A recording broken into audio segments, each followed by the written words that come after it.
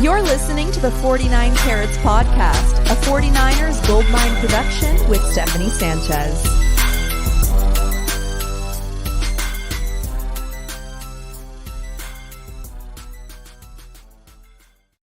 What's going on, everyone? Welcome to another edition of the 49 Carats Podcast. I'm your host, Steph, and today I'm going to be previewing the 49ers defense and how they match up in their Week 4 game against the Los Angeles Rams.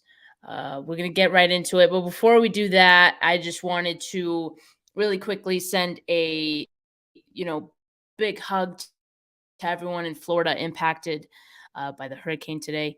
You guys are in my thoughts, and I hope you and all your loved ones in Florida are all safe. Some scary stuff going on over there. So, praying for the best for you guys. But got to start off this episode with this week in 49ers history, September 27th, 1999. I'm going to quickly share my screen here because who does it better than Random 49ers? Random 49ers on Twitter is your one-stop shop for all of the nice history tidbits of the 49ers, and this one is no different. September 27th, 1999, Steve Young is temporarily knocked out on a hit against the Cardinals on Monday Night Football. It was his 7th career concussion, and he would go on to miss the rest of the season. And after that, he would announce his retirement. What a fall from grace for, one of the best to ever do it in a 49ers jersey. Definitely, some good times with Steve Young. Just a shame his career had to end that way with concussions, and it emphasizes, I guess, now, like, the importance that the NFL puts on, player safety and, these helmets, which I know a lot of us think these new helmets are ugly, but remember, it's for player safety. It's what's best for long term. And so that was this week in 49ers history. But let's start talking about this game. At a high level, the Rams, they currently sit at first place in the NFC West, and the 49ers are currently 1-2. And there aren't many games more important than divisional games. I don't think there are any games more important than divisional games, if you're trying to get to the playoffs and things like that. So this is a huge game, to say the least, for the 49ers. And it's possible, they will be without Azeez al-Shaair at linebacker, possibly Eric Armstead.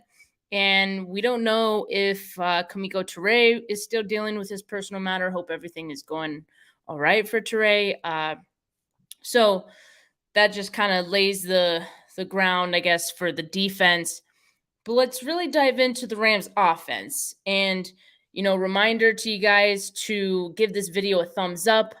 If you like what I'm doing here, and, if you are not subscribed to the channel yet and you like some of this content, you want to see more of it, go ahead and hit that subscribe. And if you are listening to this on audio, give this a nice rating. Give me some constructive criticism. We love that. Yeah, Sai here says losing Trent sucks. Absolutely, it does. I guess the only solace I can find in Trent Williams being out is the fact that the 49ers have played in the game without Trent before. And so I think, we can look to those, what they did then to kind of see what their strategy may be in this game, going forward while he's out. Jalen Moore is not it. I know that, though. So I'll in my next episode, which will come out Friday, which will be my 49ers offense preview, I'll get into all of the, Trent Williams stuff and how the 49ers, how I think they're going to, prepare and game plan with Trent Williams being out of the offensive line. But I'm going to get into this Rams offense because, this episode is preview the defense and their matchup. So let's get right into it. starting with the Rams offensive line. At left tackle, they don't have Andrew Whitworth anymore. All right, so now it's Joseph Noteboom. In Noteboom, through 3 games this season, he has allowed 12 pressures, 5 QB hits, and 3 sacks. And that seems ridiculous, right? Like that's a very high number to allow all of that in 3 games. But I will also say that these numbers are heavily skewed by week 1. If you guys remember, it was like the first game of the season. We were all excited to watch the Bills and the Rams, and the Rams just looked terrible in that game. Terrible. And so I think a lot of our perception, I think, was skewed by that week 1 game. Noteboom, for example, in that one game alone in week 1, he gave up 8 pressures. So 8 out of his 12 pressures on the season so far came from that week 1 game. So heavily skewed by week 1. He gave up 8 pressures, and all 3 of his sacks came in week 1 as well. So I don't know really what we can make of that. And he was the only Rams offensive lineman to give up any pressures with against the Falcons, which I guess, tells us a little bit. He might not be the strongest on the line. So that's something good. And he's going to see a lot of Nick Bosa, right? Maybe Ebukam as well, depending on if Nick Bosa decides to rush from either side of the line in this week. But yeah, I would expect he sees a lot of Nick Bosa. And if you look at who the Rams have played in these first 3 weeks, so they played the Bills, then they played the Falcons, and then they played the Arizona Cardinals. So I'm just going to say that I don't think they've faced a defensive line as good as the 49ers. The Bills are probably pretty close. Like, the Bills defense has improved a lot. But the 49ers defense, in my opinion, and I could be biased here, but I feel like they're on maybe not in another tier, but I think they're better than the Bills defense. So, when you look at it like that, this is probably the biggest challenge that this Rams offensive line has faced to date. And whether or not that equates to a performance similar to their week 1, where, Noteboom was giving up 8 pressures and 3 sacks. I mean, this could be a pretty crazy game. I know we're all hoping that it's a big game for the defense. So yeah, that's the outcome I'm hoping for, that, they kind of look like they did in week 1 against the 49ers defense. But yeah, so Noteboom, he's going to see a lot of Nick Bosa, and we all know that's a tough matchup for anyone. That is a battle at left tackle for the Rams offensive line. Then at left guard, they have David Edwards. David Edwards has been here. He's been with the Rams since last season. So in week 10 versus the 49ers last season, David Edwards gave up 2 pressures, 1 hurry, and 1 sack. Not terrible. That's not that bad, all things considered. I mean, it's 49ers defensive line. We know how good it is. In week 18, however, he was horrible. David Edwards. He allowed 8 pressures, 5 hurries, 1 QB hit, and 2 sacks in week 18 alone against the 49ers. So I don't know. But I do know the 49ers played the Rams 3 times last season, and that 3rd time was a conference championship, right? Well, David Edwards happened to have a clean sheet in that game, actually. So I don't really know what to expect, right? Like, week 10, week 18, you could say he was bad, and then like the conference championship, he played really well. But through the first 3 games of this season, David Edwards has allowed 7 pressures, 3 quarterback hits, and 2 sacks. But that is also somewhat skewed from the week 1 performance, where David Edwards gave up 6 pressures. Again, he has 7 pressures on the season. 6 of those came in week 1. So, like, that's what I'm saying. Heavily skewed. And all 2 of his sacks came in week 1 as well. But like I said, the 49ers defense is probably just as good, if not better, than the Bills defense, who the Rams played in week 1. So is there a potential that the Rams offensive line looks like they did in week 1? I hope so.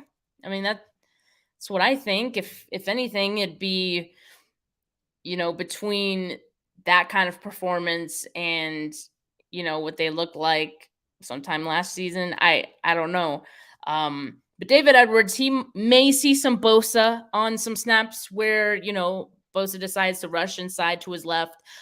He also will get some Kinlaw when Kinlaw rushes towards his right, or pass rushes towards his right. So, yeah, David Edwards, he's going to have his hands full for sure, and literally, in this game. And so it's going to be a challenge. It's going to be a challenge for that left side of the line for the Rams. And we'll just have to wait and see if they hold up or if they put together a performance similar to week 1 against the Bills, which we all hope. What's going on, Mariah? Thank you for joining. Mariah, you would be happy to know that. So I went to the game. I went to like John Chapman's not tailgate. It was like the day before the game. He had like a event. It was Navarro Bowman signing.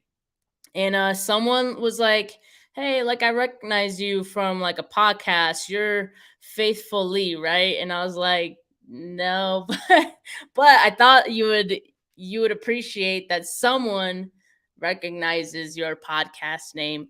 They recognize the both of us. They haven't made the connection that we're 2 different people. So yeah, thought you would like that, Mariah. All right, moving on though. Center for the Rams is Brian Allen. He was the center in week 1 for the Rams, and he was also the center last season for them, except he is hurt, dealing with some sort of leg injury, and he is questionable for this game, I think. Something to keep an eye on with Brian Allen, okay?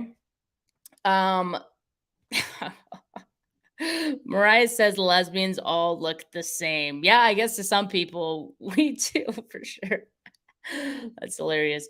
But yeah, so Brian Allen, he's the starting center, but the last 2 weeks it has been Coleman Shelton because Brian Allen has been hurt.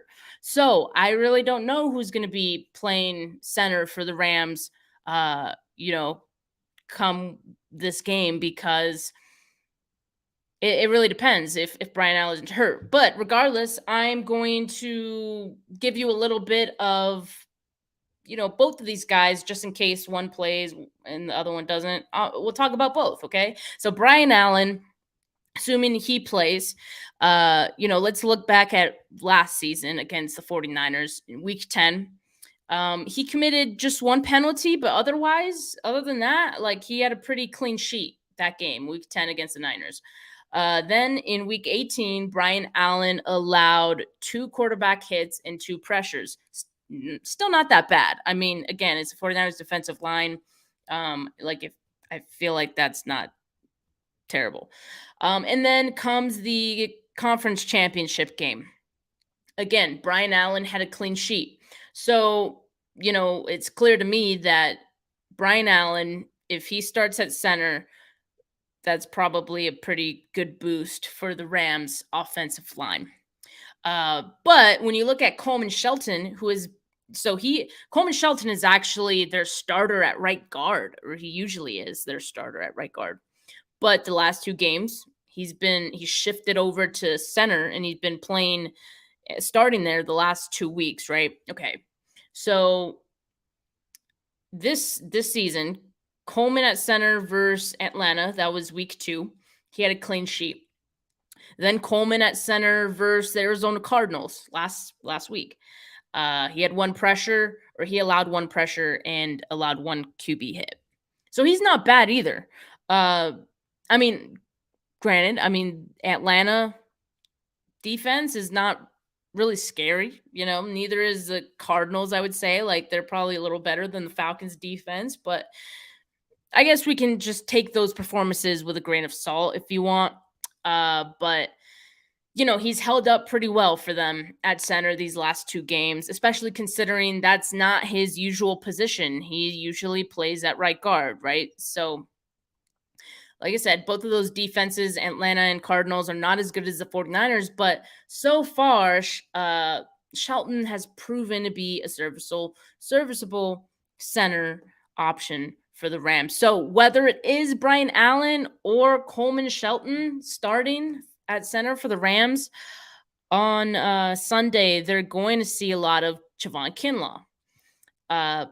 Armstead, probably a little bit as well, or Givens, because like I said, we don't know if Eric Armstead's going to play. He's dealing with that foot injury, which is plantar fasciitis, I think that's how you say it, which is very painful and takes a long time to really work through. So I don't know if Armstead is going to play, but if Armstead does not play, the center is going to see a lot of Givens, probably, maybe Omenihu. They like to rotate guys. But definitely we'll see a lot of Javon Kinlaw. Now, let's talk about right guard. So last season they had Austin Corbett. I don't know how you say it, Corbett. I don't know. But this season, they usually have Coleman Shelton, like I said. So Coleman Shelton, he's been playing center, but if Brian Allen plays in this game, Coleman Shelton will revert back to his natural position, which is right guard. He would start there. Now, the last 2 weeks, it's been Alaric Jackson. So, and just going back to Austin Corbett, I don't know. He was terrible in week 18 for the Rams at right guard. But most of the Rams offensive line was terrible in week 18. So, I mean, I guess take that with a grain of salt too. But Coleman Shelton, he's looked pretty good at right guard when he did play in week 1. Alaric Jackson, between weeks 2 and 3, allowed just 1 pressure and 2 penalties. So Jackson has also been pretty solid. So it doesn't even, I guess at this point, it doesn't matter which one of those guys plays. I would expect that both the center and the right guard is going to be solid no matter who's out there. Now, that being said, it's still going to be a challenge because, at right guard, usually the right guard would see a lot of Eric Armstead. But like I just said, Eric Armstead may not play. So, I mean, he'll see Givens with some of the edge rushers mixed in. Ebukam, Hyder Omenihu, maybe Nick Bosa if he decides to rush from the other side. So they've been serviceable. They've been pretty solid, but again, it's a challenge, a challenge that probably matches closer to what they saw in week 1 against the Bills, right? So that's what I'll say about that. But I still feel like center and right guard seems to be like there's the strong part of their line. Then we have right tackle. The Rams have Rob Havenstein. He also played at right tackle for the Rams last season. And so week 10 against the Niners, he gave up 3 pressures, 1 hurry, a quarterback hit, and 1 sack.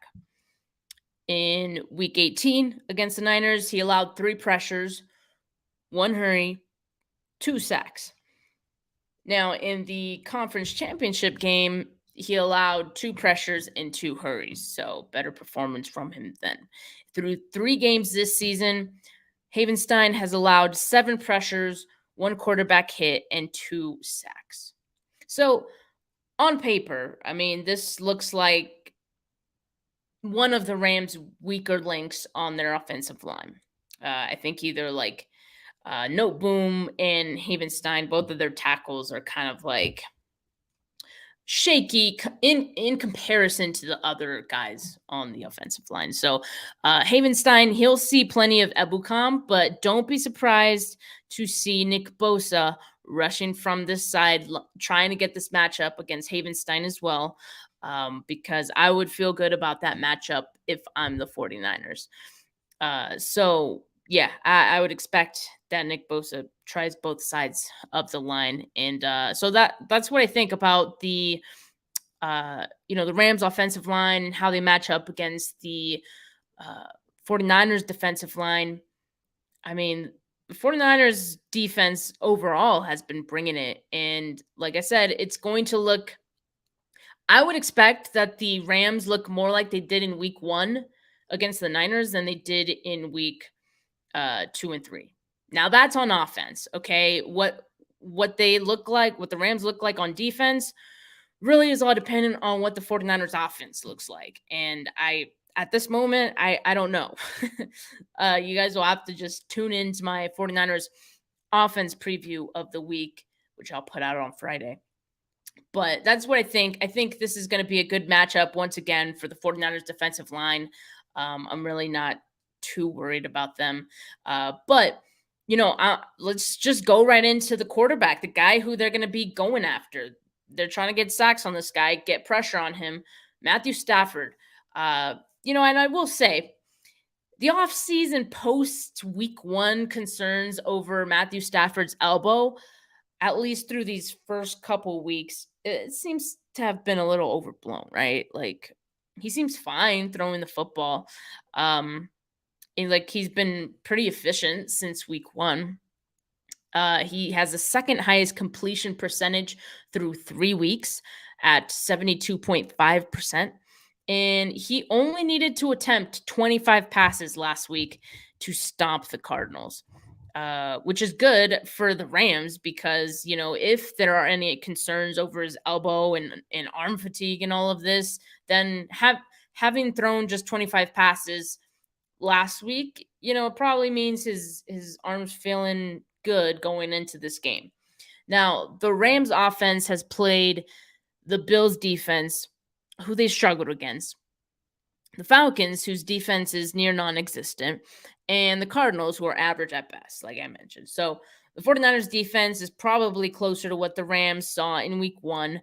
I expect Stafford to be under pressure, which is scary. And I say it's scary because he is still effective under pressure. He's one of the more talented quarterbacks when under pressure. So look at this. He has a 84 passer rating with a clean pocket. You want to know what his passer rating is under pressure? It's 94.5. He's better under pressure. That's scary. It's scary. But you know what? I'm not worried because it's not that I'm not worried. It's just that I think that the 49ers are capable of, here's the thing. You can get pressure on Stafford, and that's just half of the battle. You have to be able to do the other thing, which, this game's not just going to be about generating pressure, but it's also going to be about the secondary being able to stay on their assignments and cover their assignments for as long as it takes the pass rush to get to Matthew Stafford.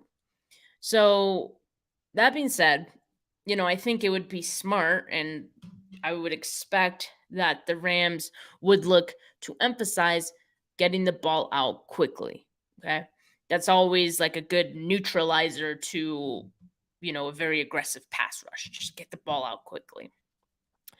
But that I think they'll want to emphasize getting their receivers on, maybe some mismatches, scheming them open, things like that. And I still feel like the 49ers can do that just because I feel like their secondary is improved a lot from last season. But it's going to be a challenge, right? Because you got to keep that up for 4 quarters because the minute that you don't is when, someone like Stafford is going to take advantage and they can score very quickly. I mean, we know how good this offense can be. So let's talk about those guys that Stafford is going to be throwing the ball to, okay? These Rams wide receivers. So in comparison to last season, They don't have Robert Woods anymore. They don't have OBJ. I don't know what's going on with OBJ. He just like attends games for a living now. Like he just goes to other people's games, like, and just watches from the sideline or something. I don't know. I would expect he probably joins a team later in the season, so he can make a playoff run with them. But anyway, and Robert Woods, as we guys know, is in Tennessee with the Titans.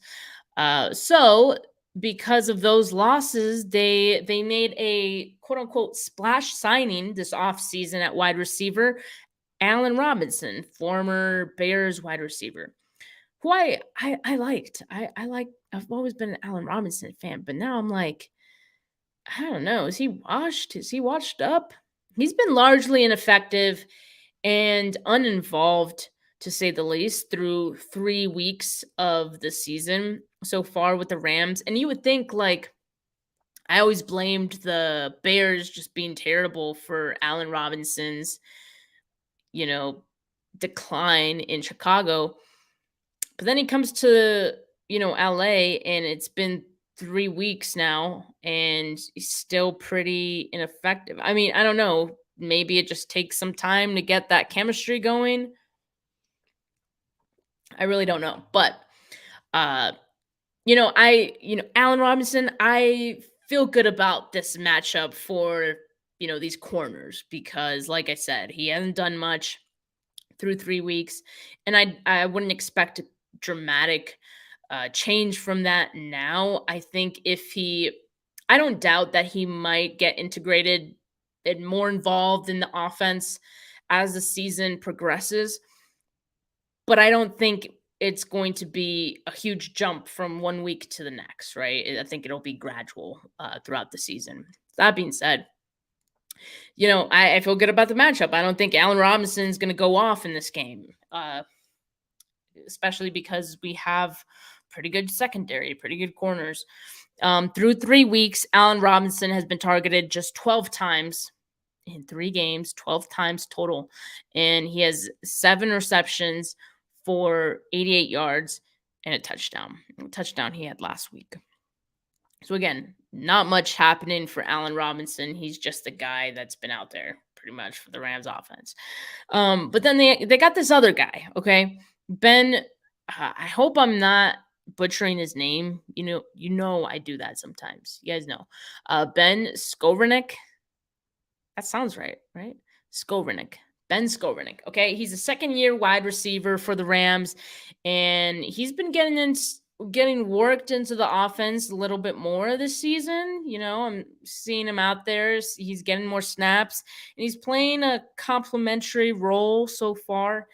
And through 3 games, he has 13 targets, 10 receptions, 107 receiving yards. So he is even getting more opportunities than Allen Robinson.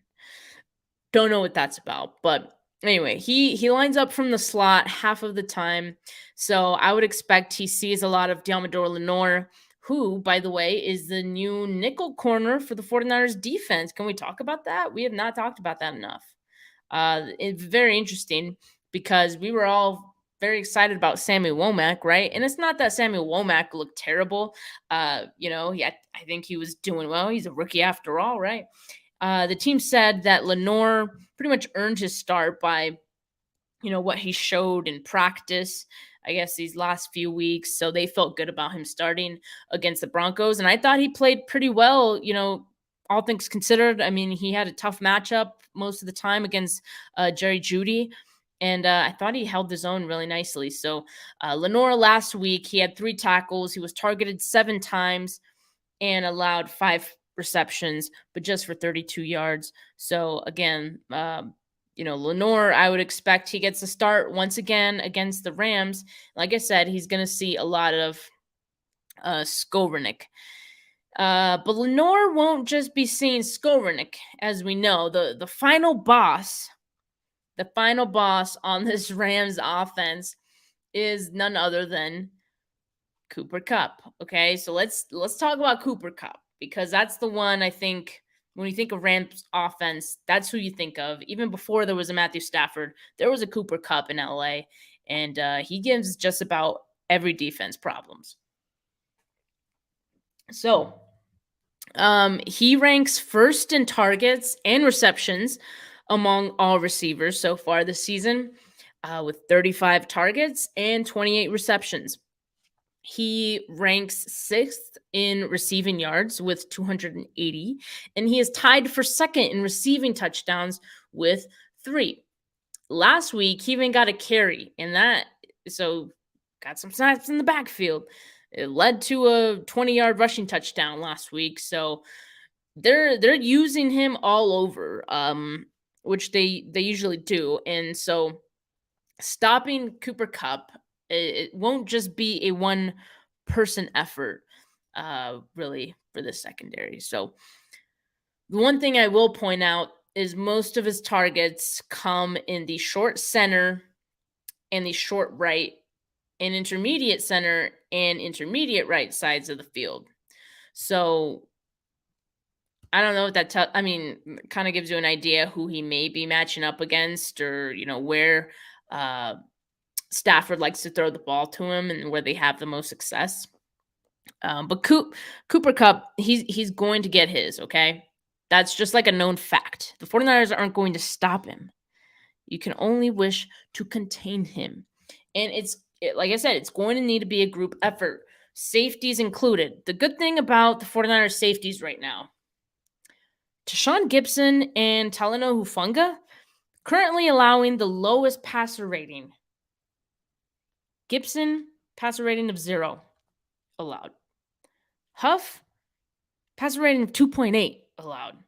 So through the first 3 weeks of the season, they're doing a pretty good job at doing their job. I mean, like they're protecting the back end. We know how good Hufanga has been, and Gibson, though I feel like we haven't heard his name a whole lot. He had that one interception off the tip of Hufanga, but like he's been really solid too.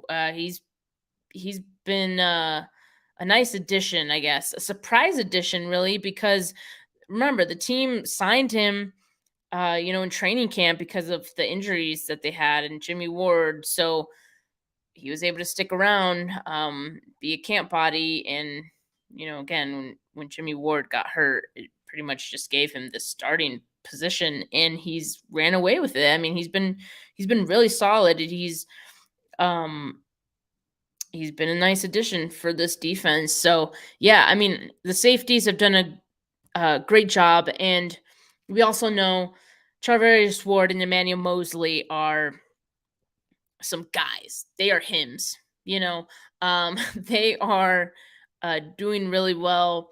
Charvarius Ward, the play from last week that really sticks out to me from Ward was that one, barely tipped. He got his fingers right on it, to break up a pass. I think it was to Cherry Chudy, but it was downfield, and it would have been a huge play for the Broncos had that been completed. But Charvarius Ward, just been playing some great football. And as we know, Emmanuel Moseley as well, he's been very solid and had some nice plays last week against the Broncos as well. So, I know that this defense is going to do everything that they can do. They're as good as they can be to stop Cooper Kupp. But like I said, you can't stop him. He's going to get his. You can only wish to contain him, okay? And so if you can contain him, and I guess what I mean by that is you can imagine that Cooper Kupp is going to be a favorable target as he is most weeks. But when it comes to Stafford wanting to get the ball out quickly, they're going to want to put Cooper Kupp in the slot and, get him going over the middle and get that just quick pass to him. And so I think when it comes to containing him, it's going to come down to how well this defense is going to be able to defend those kinds of plays that, develop really quickly, and they got to be ready for it right off the snap, right? So it's going to be a challenge for sure, I think, for the secondary. I expect Cooper Kupp to put up some good numbers like he always does, but it's just about, keeping him out of the end zone, keeping him from, moving the chains, things like that, and keeping Matthew Stafford uncomfortable for a full 4 quarters. That's what it's going to come down to. Well, let's talk about the Rams running backs, okay? Because that's the other part of this Rams offense that, they like to incorporate. This is a Shanahan tree offense anyway, right? So they like to get their running backs in there through 3 weeks. The running back core for the Rams has been interesting because it's been Cam Akers and Darrell Henderson, and like every week it's been a different guy that's gotten more carries. But I will say that so far the split between Akers and Henderson has seemed to have it's trending towards Cam Akers like being their lead back, I guess, if you can say. It's still split, but I think Akers is just getting more carries. So in week 1, Cam Akers saw just 2 snaps total. He had 1 carry and he had 0 yards in that week 1 game versus the Bills. Darrell Henderson had 13 carries and 47 yards in that week 1 game. I had Cam Akers in fantasy. I know you guys don't care about my fantasy team, but I had Cam Akers in fantasy, and after that week 1 game, I was like, man, screw this. And I dropped his ass. But now I kind of regret it because I'm like, damn it, now he's getting a little more carries and Henderson's kind of falling off, but whatever. What can you do? So week 2, Akers had 15 carries and Henderson had 10. So in week 2, it was Akers who was won the split, I guess, in carries. And then though Henderson was a little more efficient in week 2 on his 10 carries, he had 4.7 yards per attempt average compared to Akers' 2.9. So then after week 2, you were like, okay, who's going to be the guy in week 3? Ended up being Cam Akers once again. Akers last week against the Cardinals, he had 12 carries, 63 yards. He also had a touchdown, and he also had a fumble. Darrell Henderson, however, just 4 carries for 17 yards last week. So, like I said, it seems like it's trending towards Cam Akers, being the lead back. But they like to use both of their guys. So, I would expect that, we see that once again in week 4. Now, I wanted to bring up a bit of a wild card in this Rams offense. You guys might laugh. I'm laughing too. The Rams have a number 19 wide receiver, Brandon Powell, who they like to use like Deebo Samuel. In week 1, he had 1 carry. He only got 3 yards. In week 2, he lined up in the backfield twice. He had 1 carry for negative 26 yards. Needless to say, he's not Deebo. Stop trying to make Brandon Powell happen. He's not Deebo. But in week 3, they didn't give him any carries. They I guess, figured that was not working. So they gave him 3 receptions behind the line of scrimmage, in which he got 27 yards total on those 3 receptions. But, I mention him not because he's like dangerous and I'm like afraid of Brandon Powell, but it's like obviously he is someone who they're trying to use in creative ways. Again, like Deebo Samuel, they want to have their own version of that, see what they have in Brandon Powell. But look, they may have a Brandon Powell, but we have a Talanoa Hufanga. All right. And we have a hungry defensive line. And I'm not afraid of the Rams running backs at all, really. Even Cam Akers and Darrell Henderson, not afraid. Because this defensive line has been pretty solid. I was a little disappointed that last week against the Broncos, they snapped their streak of, I think it was like 14 games or something like that, where they didn't allow a rusher over 100 yards. What's his name? Javonte Williams had 101 yards. And that was really, it wasn't so much because the 49ers defense wasn't stopping him. I mean, Javonte Williams is great. He could get a lot of yards after contact, but it's like, I think it was more so the Broncos, just even when it seemed like they were in like the first half of they just ran the ball a lot, regardless of the situation, it seemed. So I think that more so contributed to the fact that the 49ers ended up losing their streak. It wasn't like the 49ers defensive line just wasn't on their game. It was just like the Broncos just kept going at it and chipping away. So anyway, I still, I'm not afraid of the Rams running backs. Again, like I would be more concerned with Cooper Kupp. Like that would be the main concern for me, for this defense to stop.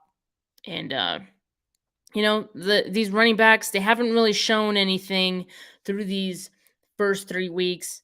And like I said, they've been playing some pretty bad teams with the exception of the Bills, right? But after that week 1 game, they've played the Falcons and the Cardinals. So I'm not too concerned about that matchup. I think the defensive line can keep both Cam Akers and Darrell Henderson in check. No problem. But we'll see. We'll see. Could be eating my words come next week. All right. Let's talk about the Rams tight ends really quickly. So they got Tyler Higbee, who is through 3 weeks a huge part of their passing game, surprisingly. I mean, he's always been kind of like someone who's been featured in their offense, but like this year especially, he's pretty much their second top option after Cooper Kupp. He's been targeted 9 times, both in weeks 1 and 2, for 39 yards and 71 yards respectively. And then in week 3, he was targeted 4 times, for 61 yards. But keep in mind that week 3 game against the Cardinals, they didn't throw much that game. Matthew Stafford only threw the ball, I think, like 25 times, like I mentioned earlier. So to be targeted 4 times out of that, I think it's a pretty significant target share. So like I said, he's pretty much their second option in this offense. So it'll be up to the linebacker core, who again, they'll be without Azeez al-Shaair. It'll be up to them to keep Higbee in check. Demetrius Flannigan-Fowles, who played in place of al-Shaair last week, he graded well in relief of him. He had a 76.4 overall defensive PFF grade in that game. And Dre Greenlaw, by the way, he was the highest graded defensive player in week 3. The 49ers highest graded defensive player.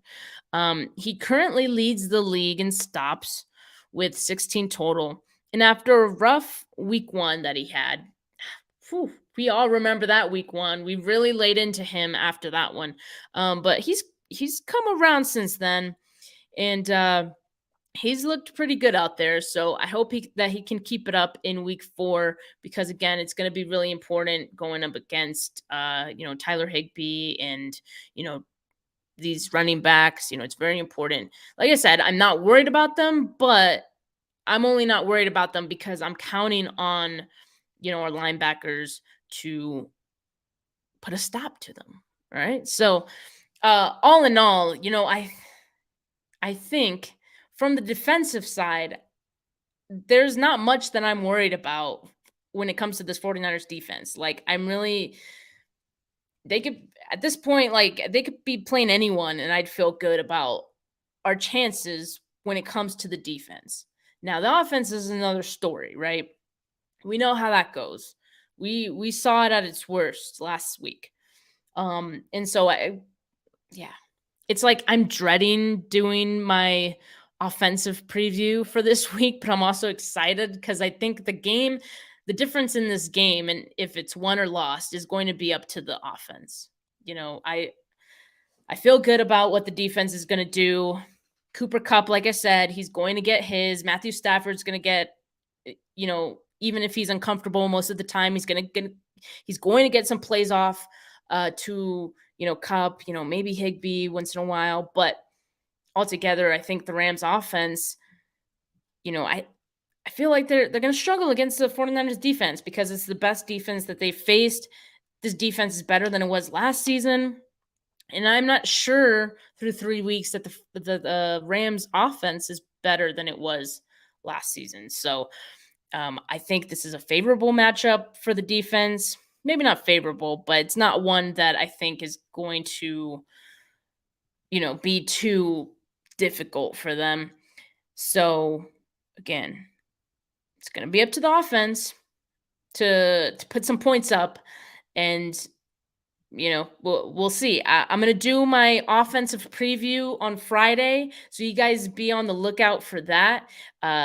Appreciate the comment, Des. Des says, thanks for all the info, Steph. I'm thinking the Niners are in trouble. I just hope the defense can score some points and win the game for us. That's a good point. I mean, hey, it's okay to feel like the 49ers are in trouble. I know after that game last week, it's very easy to feel that way. Now, if the defense can score some points, I don't know.